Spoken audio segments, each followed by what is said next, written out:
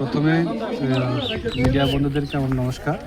আজকে আমাদের তুই চাকমা বিশি মনিরামপাড়ায় রাজচন্দ্রপাড়া মনিরামপাড়া এবং রাজচন্দ্রপাড়া মিলে আজকে আমাদের এখানে জয়নিং প্রোগ্রাম। আজকে এই প্রোগ্রামে আমাদের তরুণ কুমার চাকমার নেতৃত্বে ৩৭ ফ্যামিলি 91 ভোটার, বিশেষ করে সিপিএম এবং বিজেপি ছেড়ে দীর্ঘদিনে তিনি সিপিএম সাথে যুক্ত ছিলেন।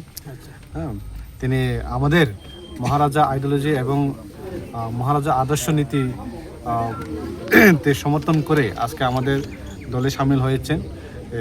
আজকে আমি এই প্রথম আমাদের নির্বাচনের পরে আমাদের আগামী দিনের এই যে তুই চাকমা নারকেলকুঞ্জ এবং ঠাকুরসরা নয়, সারা রাইমাবিলি এবং 24 রাইমাবিলি প্রত্যেক দিন এখন থেকে শুরু হবে আমাদের জয়নিং প্রোগ্রাম এবং বিভিন্ন দল থেকে আসা শুরু হয়েছে।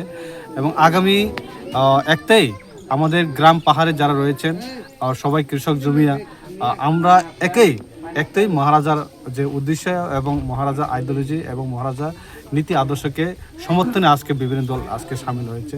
আমি তাদের পার্টির পক্ষ থেকে, আমি ব্যক্তিগত পক্ষ থেকে তাদেরকে স্বাগত জানাই, কারণ আমরা সবার জন্য দরজা খোলা আছে। আমরা যাতে এই এলাকা সবাই মিলে যাতে আমরা কাজ করলে যাতে আমাদের আগামী ভবিষ্যৎ জন্য আমরা কিছু করতে পারি, এই আশা আকাঙ্ক্ষা আমরা সবার কাছে আমরা রাখি। এবং আমি আর একটা কথা বলবো, যারা যুবক এবং কৃষক এবং এখানে বিশেষ করে তুই চাকমা এবং কিছু কিছু মানুষ আমাদেরকে বিভ্রান্ত করে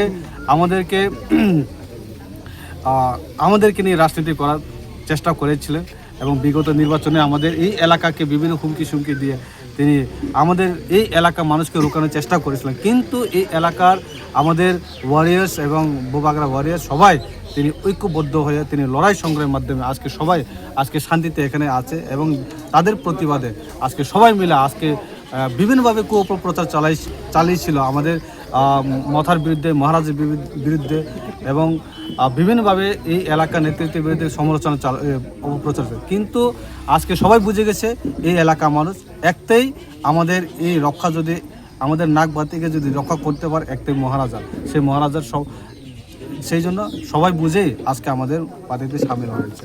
ধন্যবাদ।